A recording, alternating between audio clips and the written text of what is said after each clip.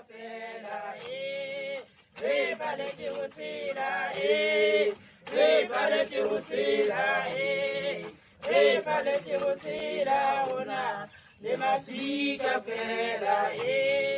mom taught me to sell at a spaza shop. She ran a hair salon. I pretty much learned entrepreneurship from my moms. Umntu ngumntu ngabantu. That on your own, you can't really do it. You need the support of those around you. You will have a network of people, a network of communities, and a society that will make sure that you count.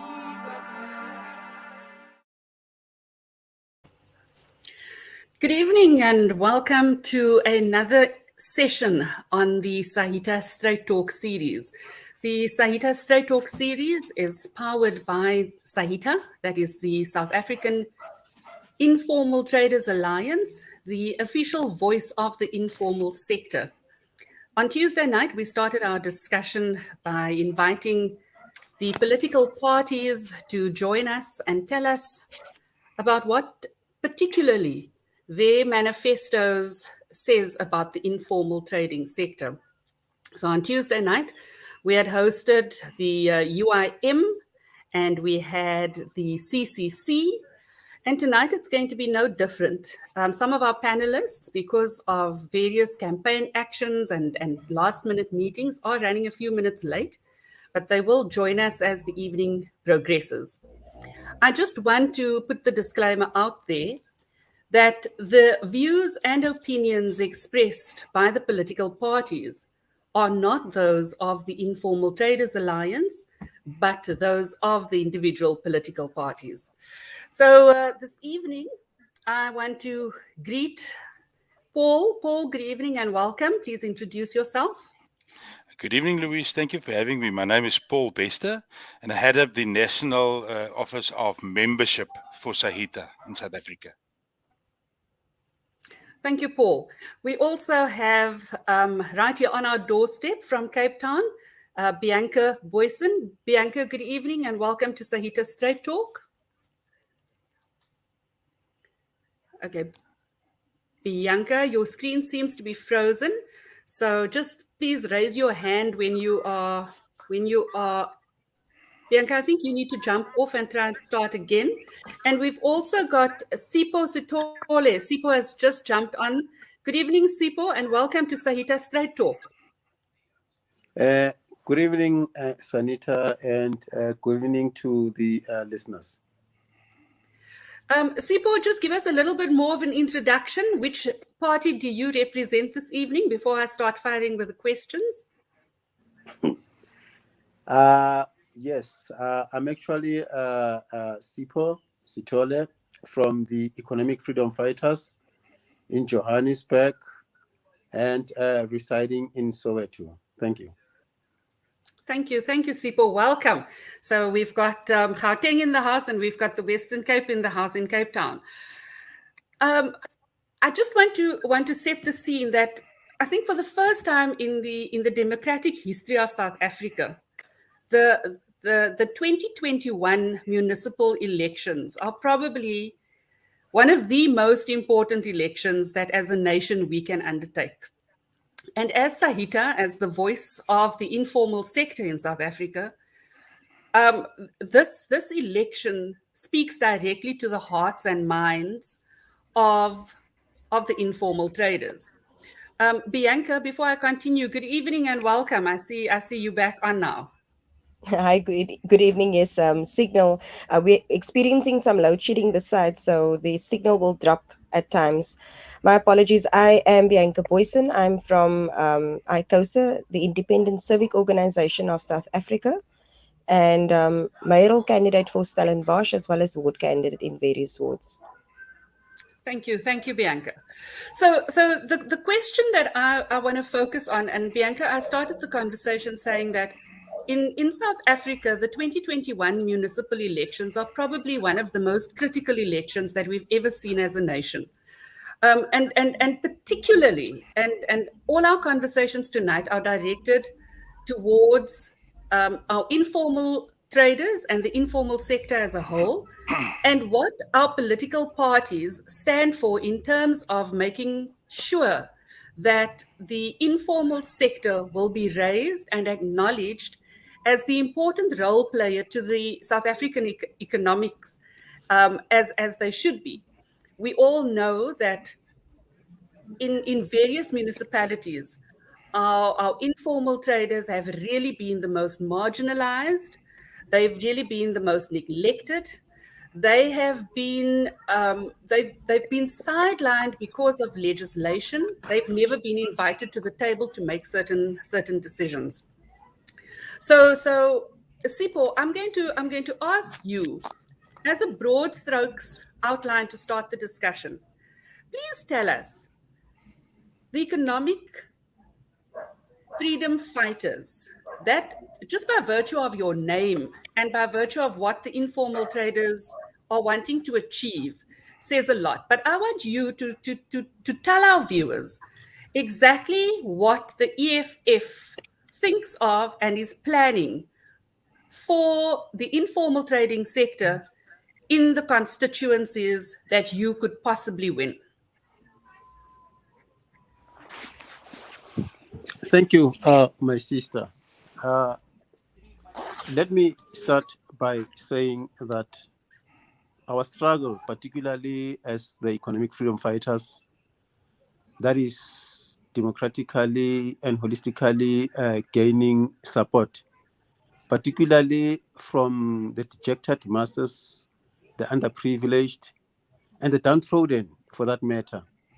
It's actually informed by two fundamental basic principles that are, one, the question of land and economy. It's a true fact and a well-known fact that our economy, especially here in South Africa, and Africa in general for that matter, it's not in the hands of the majority. The blacks and Africans in particular happens to be at the slope of controlling or perhaps maybe having to have a say in the economic mainstream. It is based on these reasons that, based on the statistics, based on the research, and based on the factual political reasons that are generally known, particularly to whites for that matter, Indians and coloreds, that the majority of South Africans, that is blacks, are being deliberately isolated, deliberately neglected, deliberately being pushed to a particular cocoon that seeks to actually accommodate them as informal traders, as opposed to them having to play a very meaningful role, especially in the economical mainstream. We do understand that most of these dynamics that we're actually experiencing are as a result of a neoliberal, new mercantilism that comes from, obviously, imperialist and colonial rule. It is based, again, on the same reasons that, as the EFF, we have simply undertaken to say, going forward, the best that we could actually do in making sure that we balance both the probabilities of political, what you call landscape, and economic mainstream. It would be best and futile for us to say most of the dejected masses must actually play a very important role, especially in the economic hub of our country. Talking about the informal, what you call traders, that on its own, we actually view it as a system that was deliberately generated or neither established by white monopoly capital, a system that is actually made to confine almost everyone, especially the blacks, the genetic masses for that matter, to say the only time whereby they can be economically viable, the only time whereby they can actually enter the business of having to be financially active, they should actually focus all their interest and energies around that particular what you call industry. It's a well-known fact, again, that the masses who happens to be not necessarily monopolizing, who happens to generating capital under the banner of informal settlement traders, are mostly the poor of the poorest, are mostly people who were denied the opportunity to actually go and further their education at school, are mostly people who are trying so very hard to actually give meaning and social balance to their own lives. And as a result of that, the laws that are being promulgated, particularly by municipal, what you call council and municipal systems, are such that they seem to be depriving most of our people not to actually have enough leverage in terms of, one, raising the required capital as they wish. We've got stringent bylaws that seems to be directly talking on race as opposed to other what you call nations for that matter. I'll give you one simple example that we once saw on national television, and of which it never sat down well on us, especially as blacks for that matter, to actually see how bylaws are being pushed down the African's throat in Western Cape for that matter. Here was simply talking of the ordinary citizens, law-abiding South Africans, who are trying almost everything at their disposal for that matter to make ends meet. But because of there are certain bylaws that seeks to say, if a person who happens to come from, let's say, maybe a black township, is actually being found in one of the most popular streets in Cape Town, selling tomatoes or onion for that matter, right in a corner that he sees fit that that corner is actually conducive for him to generate a lot of capital because of his skin color, because of him being an African for that matter, he gets to be treated otherwise. It is about time that we honestly need to turn the tables. It is about time that we honestly need to move away from the mentality that seeks to suggest that only blacks, if they're to actually explore or perhaps maybe venture into business, they should actually see informal traders as a vehicle that they can actually exploit to generate capital. I thank you. Thank you, Sipho. Bianca, I'm going to ask you a similar question. Please set the platform and help us to understand who and what ICOSA is, and what are your senses towards the informal traders should you win certain municipal wards? Thank you for the opportunity. Yes, ICOSA is a 26-year-old party that originated in Kanaland, and obviously the vision then broadened, and we are in the Western Cape as well. And recently, we've got a mayor in the in Oudtshoorn, and the party is as a small party. The party's got more than 12 councillors, and doing fairly well in those municipalities where they are. From our stance, where the informal sector is concerned, the informal sector could turn out to be the savior of this country because it requires very little government stimulus. A little to none, actually. The only thing government needs to do is to create the type of environment for the informal trader to thrive. The informal sector has the capacity to become one of the biggest employers of this economy, but it cannot operate if it in an unsafe environment. So government has to take the responsibility to see that the entrepreneurs can especially operate without being robbed, without being killed or victimized or unduly taxed by influencers. And that is our stance. I come from a family who are informal traders, and this is why I stand by this as well, and mostly we don't want to always bring color into everything. But I have to agree with Sipo. The informal traders are the people of color. Those are the masses, and that is the majority of this country. Surely somebody has to they have to be recognized in that part. I also feel that if the informal traders have an association, like for instance the taxi association, they're doing quite well for themselves. It didn't start as a formal trading. um, you know um, their tax directives are different. They make more money than the common person on the ground.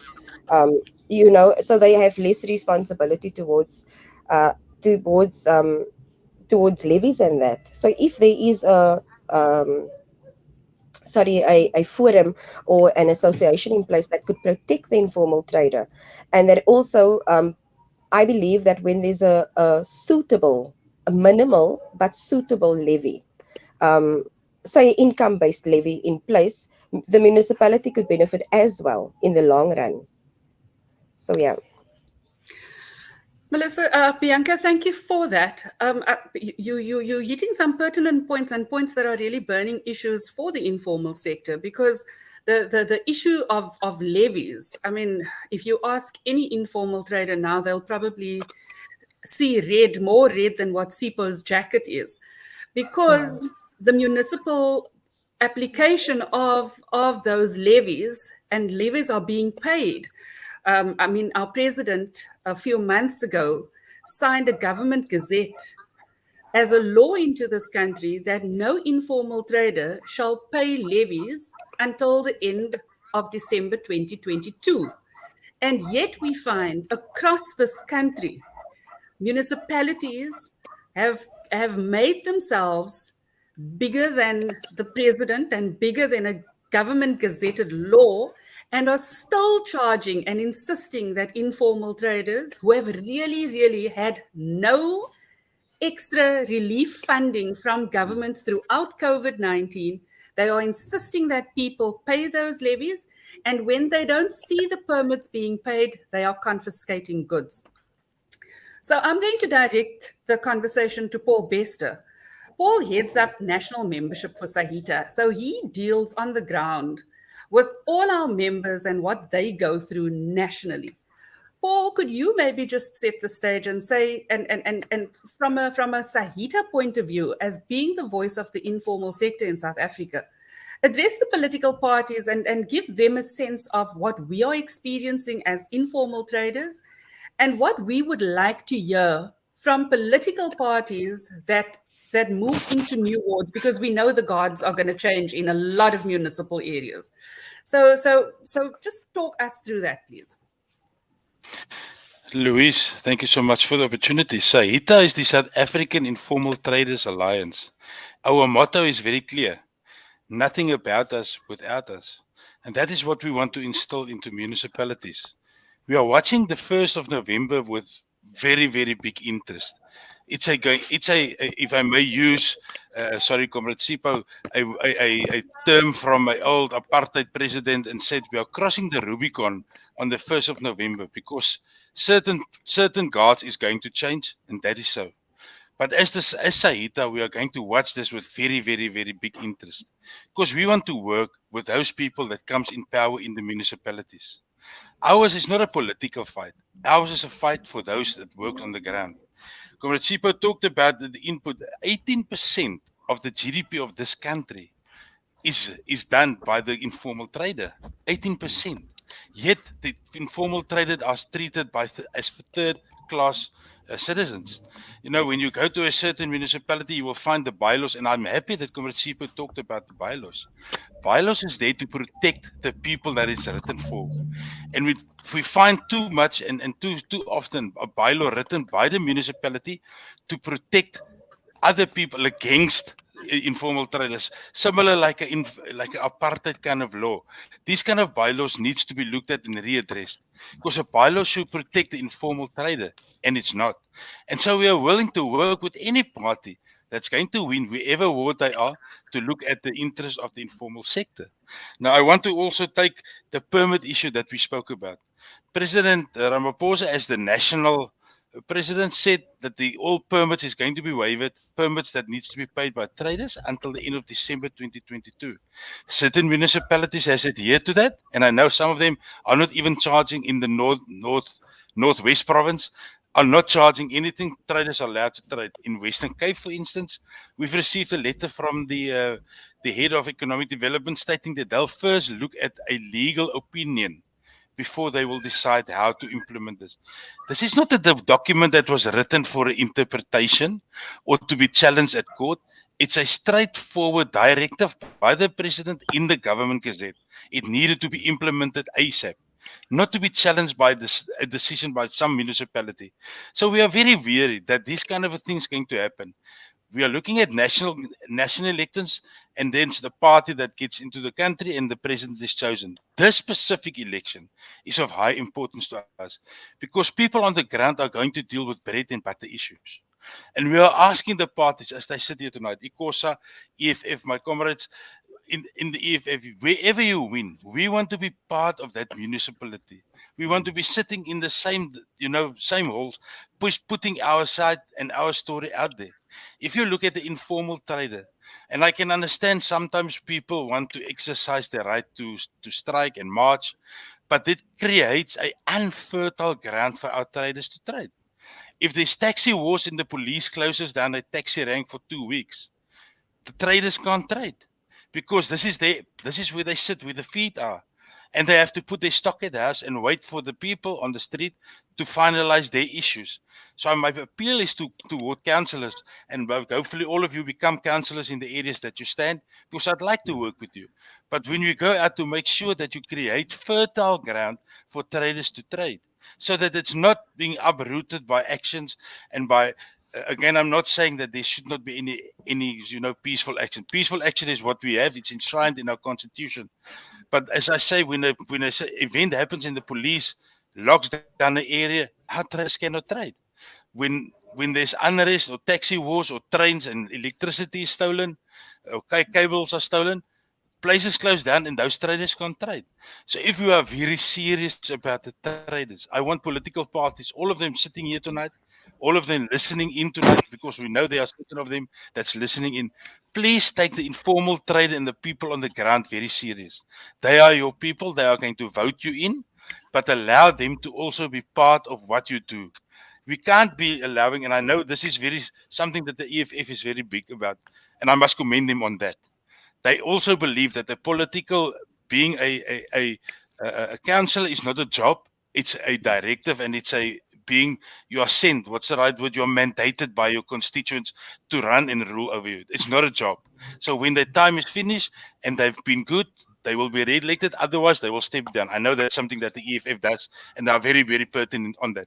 So I want to commend them on that. I am not very sure of the other parties, and the comrade Bianca will tell us about them, but I know that's very. So all I'm asking is, this is not a job, comrades. If you're listening here tonight, and those are listening in, Louis, this is not a job.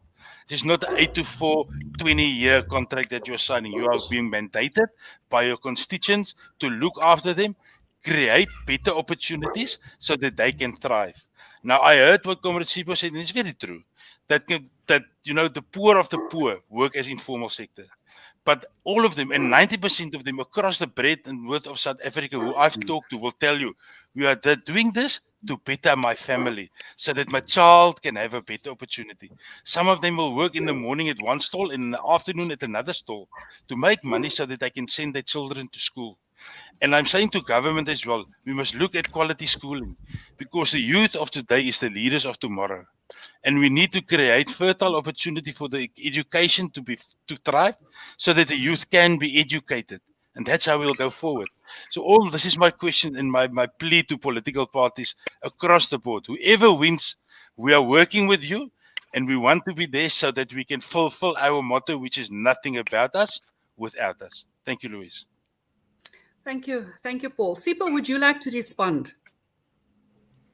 Thank you again for being granted this opportunity. I do not have anything to actually respond to, but except that I would love to further expatiate on the matter and the issue that is actually on the table. We should also acknowledge the fact that part of this engagement or discussion that we're actually having today, it is mainly informed by one, the shortfalls, the illnesses, economic illnesses, and the economic imbalances that we are actually being subjected to as South Africans. It can be correct that for the past 26 years, ordinary, poor, dejected South Africans are sitting around the table having to have a discussion of this magnitude. Clearly, this then says, for the past 26 years, no one had any political willingness to make sure that the issue of informal settlement, the issue of informal traders gets to be sorted out according to how the municipality must actually try and cascade what we call wealth, power, and economic activity, particularly to the poor of the poorest. At the same time, I would also compound this engagement by further saying that having realized the shortfalls and the illnesses that have actually bewildered the country at large for that matter, it is upon us as politicians, ordinary citizens, to mainly rally behind a political party, whether we like it or not. You see, when you talk of informal traders, there is a huge element that takes center stage there, that is economy. And when you talk of economy, you cannot divorce economy from politics. Now, it is based on the following reasons that it is about time that everyone needs to actually rally behind a political party of his choice, a political party that actually talks to his conscience, a political party that is willingly to work tirelessly to make sure that it brings the necessary change that everyone has been actually yearning for. It can be correct that each time when you go to elections, we're actually having discussions of this nature. Past the stage of elections, we do not do follow-ups of such what we call discussions. That on its own, I think it should be a lesson again, particularly from the interviewer who's actually hosting this show, to say, perhaps maybe on a quarterly basis, we need to have, let's say, maybe 2 or 3 discussions of this magnitude to mainly catch up with what we've actually once discussed. There are a lot of things that are actually happening on silos, things that we know for a fact that most of them are not hardly being mentioned here. Now, for us to actually find true relevance and us to be genuine in what we are actually propagating for, I'll then say, one, we should actually take this as a step to the right direction, a step that will be inclusive of almost everyone, not necessarily towards the elections. Then I will sit around the table and have a discussion of this magnitude. I thank you. Thank you, Sipho. Some valid points. The one thing that again rises in our discussion around the straight talk issues that we have about the informal sector is again that phrase, political willingness. And it's the one thing that has been coming up over and over and over again. And we know that it doesn't matter what issue it is that we address within the informal sector, or the non-service delivery all boils down to political willingness. Because we're sitting with people who have in their hands the ability to write the proper bylaws and to talk to the right people, and they're choosing not to. Bianca, Yes. if I'm in your area, why as an informal trader should I give ICOSA my vote? Because ICOSA stands for the marginalized. I believe in being the voice for the voiceless. First of all, this is my first real imprint into politics, and I am a born activist. I come from a long line of activists, and for me being a representative of ICOSA, and that is what all of us stand for. It's to be the voice for the marginalized. And I want to direct something at Paul. He mentioned something about, I'm aware of that the Western Cape government decided that they want to have it legally looked at a government gazette document, because they are that is how arrogant they are. They are arrogant towards the poorest of the poor. They are arrogant and morally corrupt. If you think about it, they've got no morals towards our people that are suffering. They've got no morals towards our or feeling. They the whole Western Cape government, they don't take into consideration the poor people. That is a party for the rich. This is how the Western Cape is being managed. The only the only the only the only thing that the only ones that benefit are those that can give back, are those that that can refill the pockets. We sit with a Western Cape government who sits with 18 billion rand in their coffers, yet still they want to tax our informal traders. They want levies, but they have 18 billion rand in their pockets, in their coffers already. That doesn't make sense. We need to start really sitting down and thinking about the informal trader, because the informal trader is the person who's going to push this economy further. This is the person who's going to create more jobs. We sit in a country where we have almost 33%. It's just a few percentages away from 33% of unemployment. The informal trader are many of times the informal trader are skilled people who have created entrepreneurship because of their mostly self-taught or autodidactic skills. We cannot not voice for them. We cannot not let a Western Cape government decide that they are above the law of a government gazetted document and blatantly marginalize our informal people. No, the informal people is me. I am the informal person. I trade informally. I want a levy. You know, I want to trade formally. I've always wanted to trade formally, but I cannot. So I'm an informal trader because that is how I put food on the table. So that is why I will over advocate this thing. Because I feel it myself. It is a personal path for me. And I wish I had actually known about SAITA like long before, just a couple of days ago. I must actually be honest, I didn't know about your association. Had I known, I would have become a member. Because these type of associations, and we need to go out, myself, Comrade Satoli, whoever else was on the show before, we need to go out into our communities and educate them. There is somebody, there is somebody that is willing to voice for you. And I will gladly, should I come into council, I will gladly bring SAITA onto the table because it's important. We need to have these sort of associations that protect our people against the political gangsters, but because that is what they are. How do you informal traders are just fearing for their lives? They don't know if they're going to be fined of a fine that they cannot afford. They don't know whether they are going, because that fine now takes another week's bread out of the their children's mouths, because that is what the informal traders are doing. They are putting food on the table, and in most cases they are also creating employment, something that government cannot do for us.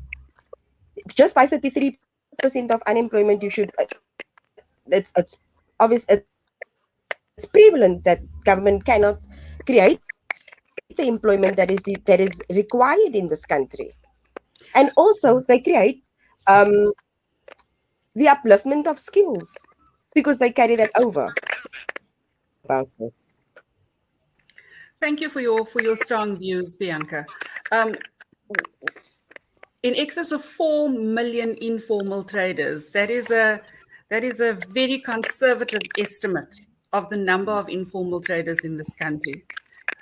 My only comment is that for any municipality that has continued to insist on those levies, it's so counterproductive, because if you assist your informal traders to make money, it means your municipality will flourish.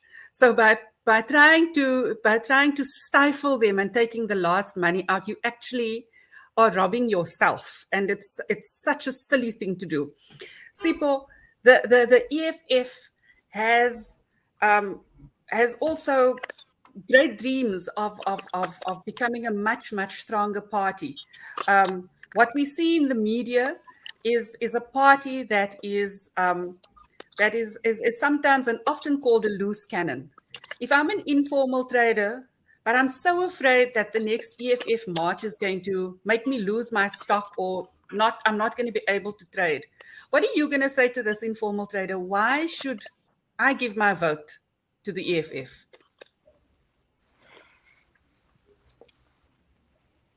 As the EFF, most of our supporters, members of the EFF who are actually in good standing, comes from the very same sector that is actually being a discussion today. And them having to become members of this organization, it started as a clarion call. A clarion call that was actually informed by the situation, disadvantages, and economic challenges that were actually being subjected to on a daily basis. Hence, on individual basis, they opted to respond to a clarion call, a call that seeks to bring economic imbalances and address the economic challenges that you're actually experiencing in this country. So the issue of them having to fear, it's neither here nor there, because of they themselves are also organic members of this organization. They understand the policies, they understand the economic policy of the EFF, and they also rally behind the recent manifesto that was tabled and shared globally by our very own, one and the only, Sillo, the CIC, Julius Malema. It is also important for us to say, when we rally behind a particular primary objective, example, the issue of informal, what you call traders, we should also take into cognizance that the municipality its own, as a unit for that matter, must actually be seen playing a very, very important role or a pivotal role in relation to, one, weakening or neither softening strict measures that are meant to actually bring any discomfort, particularly to the informal traders. What are these measures that I'm simply referring to? Again, my issue is actually going to boil around the issue of bylaws. Most informal traders, out of what they can actually generate, they try so very hard to actually explore and increase their products. And the very same products that are actually exploring and increasing in their own store that are actually occupying, those are basic products that they know for a fact that these products are actually in demand. Yeah. That has been their approach. But said that, in the main, when they're trying to explore or neither venture into that sphere of field, you then find government officials, for that matter, coming and confiscating their products. And some of these government officials have been seen taking the informal traders' products somewhere in the dungeon, banning them, not having to follow the proper procedures of having to put or neither compile a record of what has been confiscated, perhaps maybe to Dlamini. Some of these government officials are also seen having to take products of the poor and the dejected masses to certain informal settlements and start running a business there, selling them for their own self-gratification. That on its own, it has been a challenge that we know for a fact that when we set as an organization, you must remember that, like I said, that this organization is actually being supported holistically by organic members of the society, people who have been the subject of the economic and political challenges that we're actually experiencing in the country. A whole lot of consultative work was actually done, primarily by our leaders, and us for that matter, to say it is about time that we honestly need to touch base with the dejected masses, so that when we go out there and start prophesying a gospel that seeks to actually bring hope to them, we should be talking of something that is actually well known and relevant for that matter. Yeah. That has been our stand. That is still going to be a stand. And no one, if I had to correct the word of fear, no one has to actually fear our approach as the EFF in relation to actually try and address the imbalances of the current status quo. Said that in history, change at some point in time happens to be painful, more especially to those who have been enjoying the monopoly. But the times have now come for the voice of the voiceless to be heard, irrespective of any color you are. As long as you simply go there and rally behind a program and rally behind a call that seeks to address the poor of the poorest, you are more than welcome to be part of us. Thank you. Thank you, Sipho. I love how succinctly you've brought that all together for us. Bianca, also thank you so much. I'm so relieved knowing that SAITA already has partners where you're going to be leading certain wards, and that's heartwarming for us. Paul, I'm going to give you the last word. Our time is running out. So from a membership point of view, do you wanna just put this together for us? Just one before we just on a lighter note, I heard Comrade Bianca said she so wish she could know of SAITA.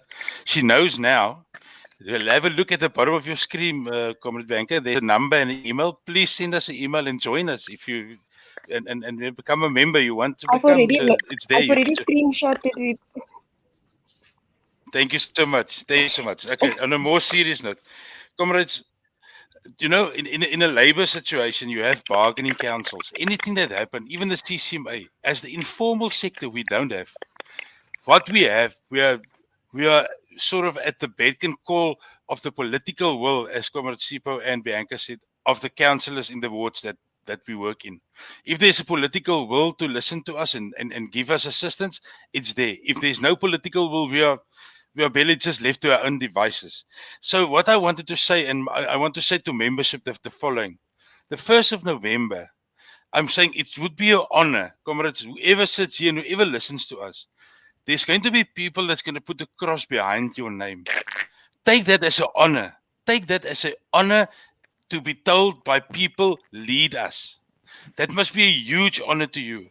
Please take that honor, take the flame and take the spear and walk the walk in the next 4 years that you have to walk with and work with the people.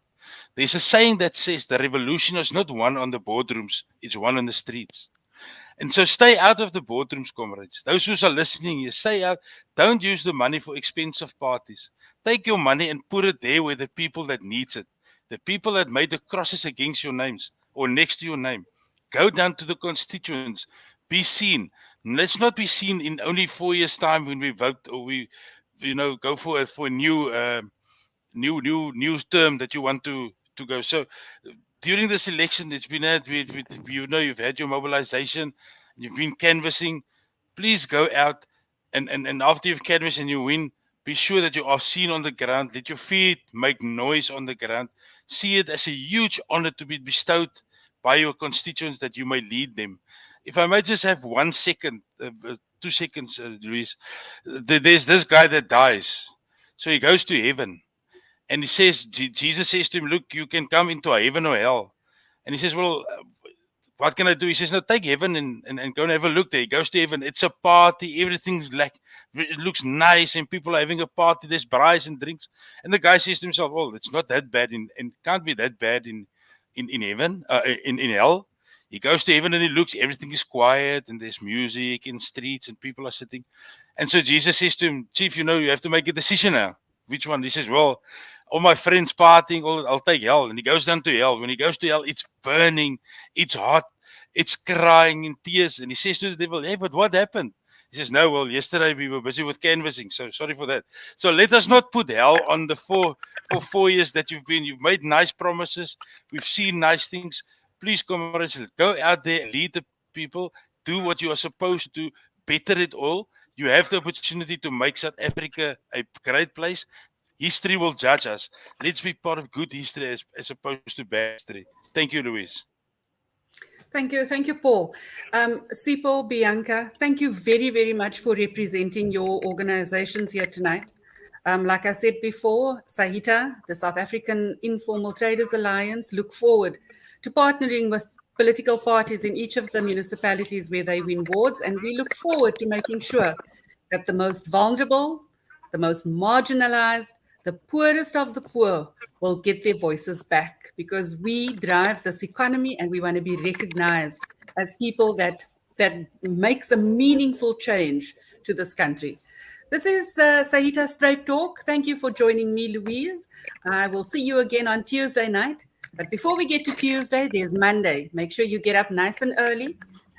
Think carefully where you make your cross and make sure that the people that you vote for are the people that you can hold accountable afterwards. Till next time, bye-bye. Bye-bye.